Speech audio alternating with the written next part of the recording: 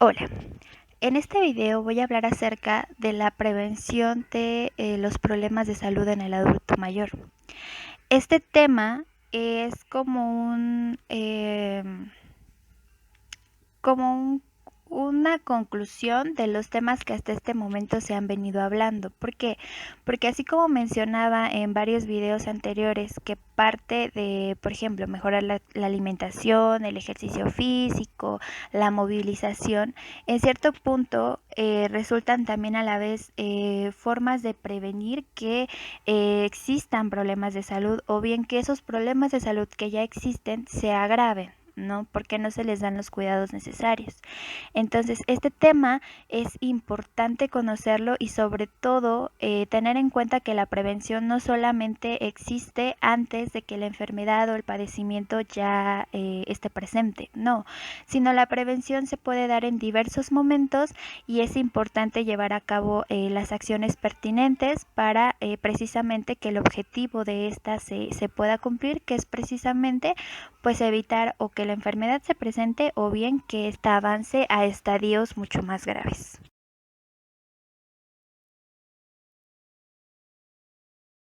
Bien, entonces, ¿qué es la prevención o a qué se refiere? Bueno, pues van a ser aquellas medidas destinadas no solamente a prevenir la aparición de la enfermedad,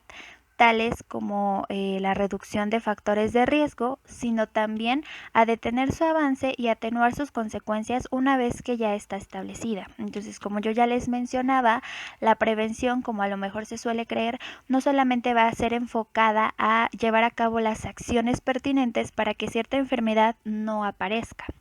o reducir los factores de riesgo que cada persona puede tener para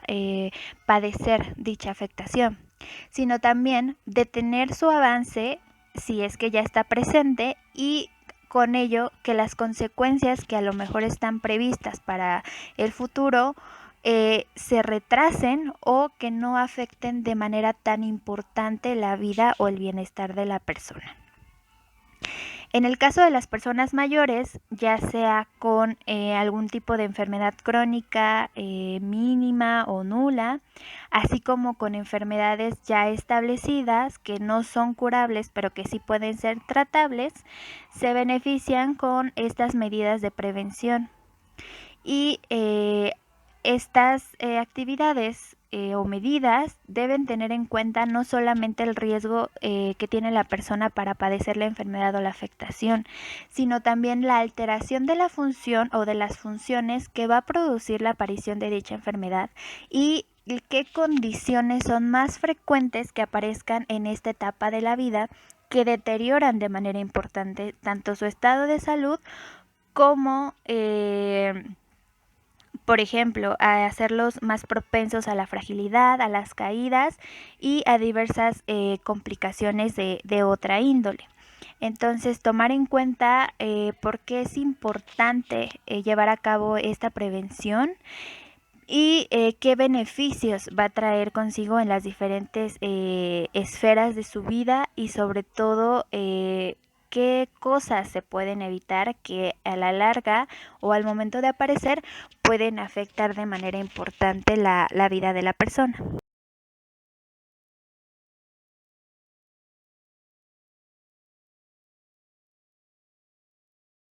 Bueno, como les decía, la prevención no solamente se basa en llevar a cabo acciones para que la enfermedad o cierta enfermedad no aparezca,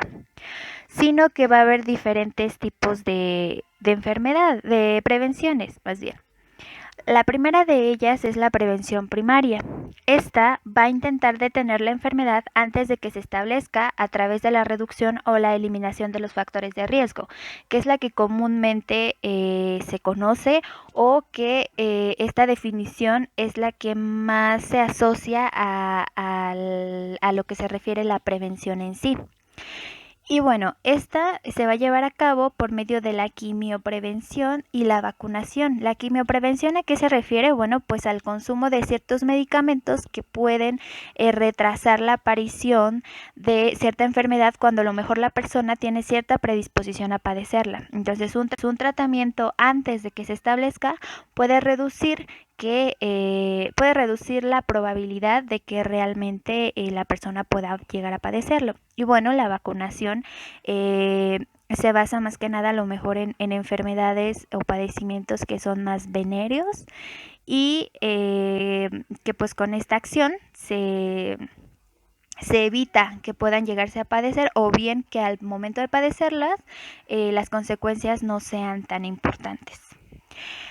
Y también el llevar a cabo ciertos hábitos, como ya les decía, que hemos estado hablando en otros videos, como por ejemplo cuidar la alimentación, el ejercicio, etcétera, fungen como parte de la prevención primaria. El no fumar,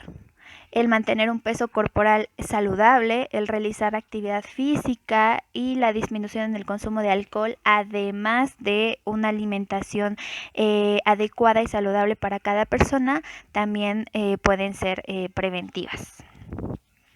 En cuanto a la prevención secundaria, esta va a intentar detectar y tratar la enfermedad o sus complicaciones en un estadio temprano, es decir, antes de que aparezcan síntomas o pérdidas funcionales realmente importantes. Entonces, en la prevención secundaria a lo mejor ya está establecida la enfermedad o se tiene una idea de que esa enfermedad puede aparecer en cualquier momento. Y entonces se llevan a cabo lo que se conoce como estudios de tamizaje, por ejemplo, la toma de glucosa, la toma de presión de manera constante, los exámenes o estudios que se realizan para la detección temprana del cáncer de mama, el cáncer de próstata, etcétera. Todos esos estudios que dan una idea de cómo se encuentra la persona en ese momento respecto a la probabilidad de padecer la enfermedad, y se puede detectar en estadios tempranos para poder llevar a cabo acciones que retrasen su desarrollo a etapas mucho más graves e importantes.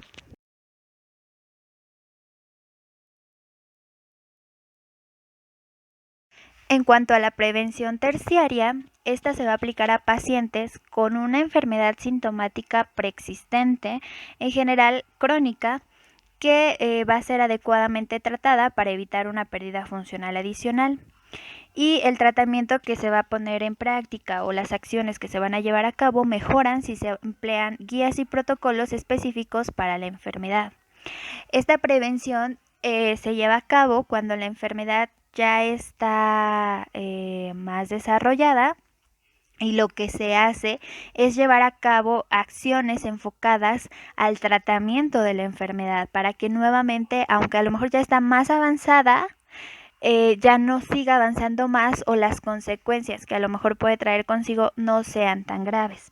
Para esto se llevan a cabo no solamente, como decía, el empleo de guías y protocolos, sino también se pone mucho hincapié en qué cuidados específicos necesita, en qué clínicas de tratamiento necesita acudir, porque ya no basta con la atención que se le brinda a lo mejor en la atención primaria, ¿no? Sino que ya requiere también de especialistas y de tratamientos más específicos en clínicas que sean o que se inclinen a brindar ese tipo de tratamientos que cada una de las enfermedades necesita, y que ya no basta con a lo mejor los mismos medicamentos o los mismos tratamientos que para una enfermedad que no resulta tan crónica. Y finalmente tenemos la prevención cuaternaria, que son las acciones o medidas adoptadas para identificar a un paciente en riesgo de medicalización excesiva, para poder protegerlo de nuevas intervenciones que le resulten invasivas y sugerir intervenciones que sean éticamente más aceptables. Esta prevención cuaternaria resulta muy importante, sobre todo en esta etapa de la vida, porque como ya se veía en otros videos, el consumo excesivo, más bien, de medicamentos es una realidad en este grupo etario. ¿Por qué? Bueno, pues por la comorbilidad que existe entre enfermedades. Sin embargo, la atención o los tratamientos que se les da a cada uno quizá nunca no resulte tan tan pertinente, y por eso se recurre de manera más sencilla, digamos, o para mayor facilidad, al uso de diversos medicamentos para tratar cada una de las enfermedades, sin ponerse a pensar realmente qué es lo que necesita o qué otras intervenciones pueden ser importantes aplicar para reducir precisamente este alto consumo de medicamentos, ¿no? Entonces, esta prevención cuaternaria se lleva a cabo evitando la medicalización innecesaria y el sobrediagnóstico y el sobretratamiento, lo que ya les decía, poner mayor énfasis en diagnosticar de manera correcta diversas enfermedades que a lo mejor el adulto mayor está padeciendo y ver si realmente se trata de una enfermedad o es derivada más bien de una situación que en el presente está viviendo y no algo que ya va a padecer, y así no recetar medicamento de inmediato, sino también buscar de qué otras intervenciones se puede ayudar para evitar precisamente este alto consumo. Además de tomar en cuenta las expectativas y los deseos de los pacientes. Esto es muy importante no solamente en la prevención, sino en todo lo referente al adulto mayor. Él debe tener siempre la última decisión respecto a las intervenciones, a los cuidados, a todo lo que se vaya a realizar con respecto a él o ella, porque de esa manera se conserva su autonomía y su capacidad de decisión, además de que se les da esta oportunidad y sobre todo no se ve afectada a lo mejor la parte psicológica al sentirse ellos delegados completamente de sus decisiones y contribuir a ese sentimiento a lo mejor de que ya no pueden hacer nada. Y bueno, su estado emocional se puede ver afectado. Entonces siempre es importante tomarlos en cuenta, qué es lo que quieren, qué expectativas tienen y si realmente quieren llevar a cabo algo o no. O por ejemplo, en cuanto a sus tratamientos, si es algo que ellos realmente quieren realizar o no. Y bueno, que ellos tengan la última palabra al respecto.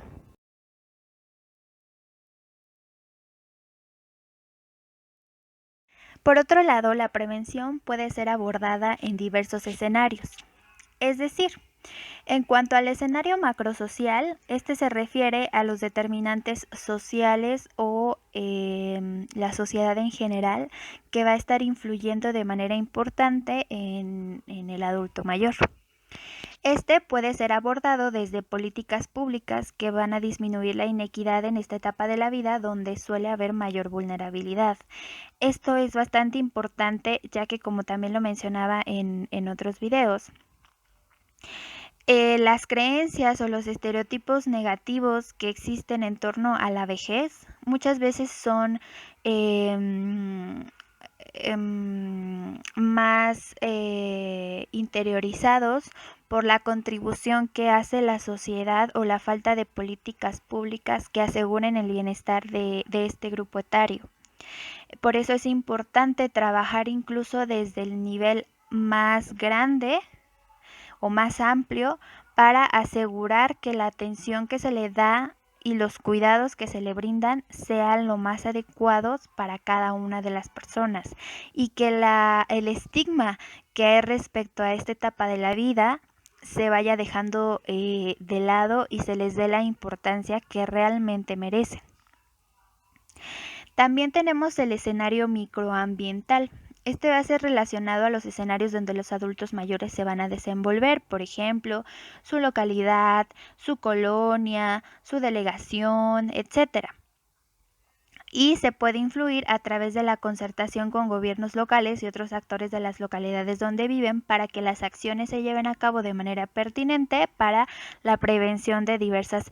problemáticas que pueden llegar a afectar a los adultos mayores de esa localidad o de esa colonia. Es un poquito más chiquito. Por ejemplo, en el macrosocial, pues es más general, se refiere a los adultos mayores de diferentes localidades, y en el microambiental se enfoca solamente en la localidad, en una localidad específica. También tenemos el escenario interpersonal, en donde la familia va a ser la principal fuente de apoyo social y de promoción de estilos de vida saludable. Y se puede influir conociendo cómo es ese entorno familiar y usándolo como recurso para promover su salud. Este escenario se podría considerar que es el más importante porque es el que es más directo o está en mayor contacto con el adulto mayor. Y es el que a lo mejor se puede influir con mayor facilidad, ¿no? El educar a la familia respecto a todo lo que sucede en esta etapa de la vida, todo lo que implica, los cuidados que necesita, etcétera, puede traer consigo muchos cambios muy positivos para el adulto mayor, para su bienestar, para pues sí, su bienestar en las diferentes en las diferentes esferas de su vida. Entonces, este digamos que es el más importante en el que se le debe prestar más atención y sobre todo en el que de alguna manera se debe enfocar mayormente la intervención. Y finalmente, pues tenemos el escenario individual, que es como el central, porque pues se trata precisamente de la persona, ¿no? De lo que necesita en ese momento y se puede influir a través de la motivaciones, estilos de vida saludables desde los encuentros con los prestadores de salud, ¿no? Aquí la importancia de que también los prestadores de salud en la atención primaria, que es la más directa, tengan también la educación suficiente para poder transmitirles a las personas esa motivación para su autocuidado, para llevar a cabo acciones y mejorar en diferentes esferas y que su bienestar sea lo más integral posible, ¿no? Además de incluir también a la familia en toda esta educación que se les puede brindar al respecto.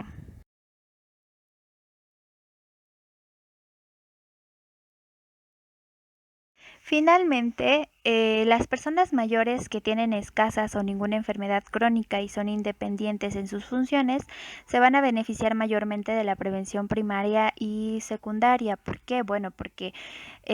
puede que la enfermedad o la afectación todavía no esté presente y interviene la prevención primaria o bien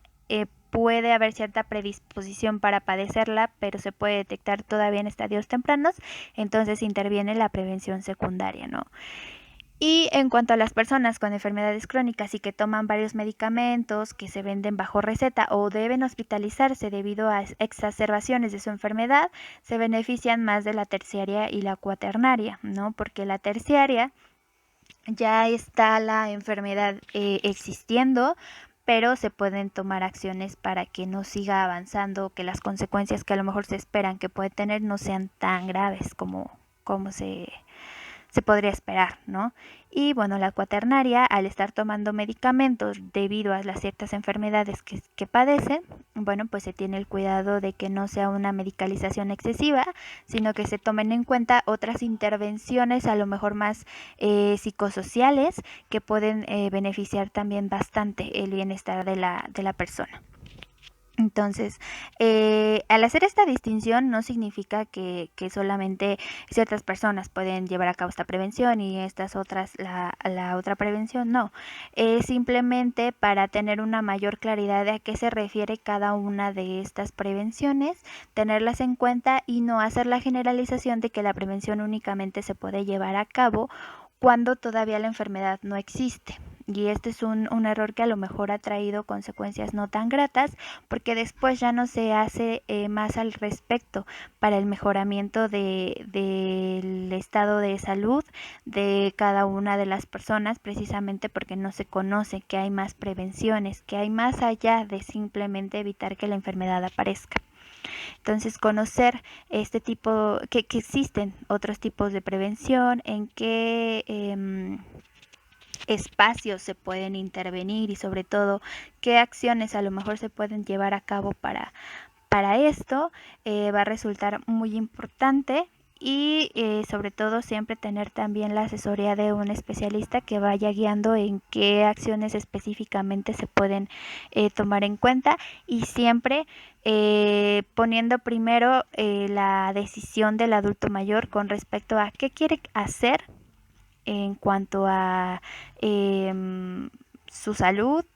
y todas las esferas que conforman parte de su vida.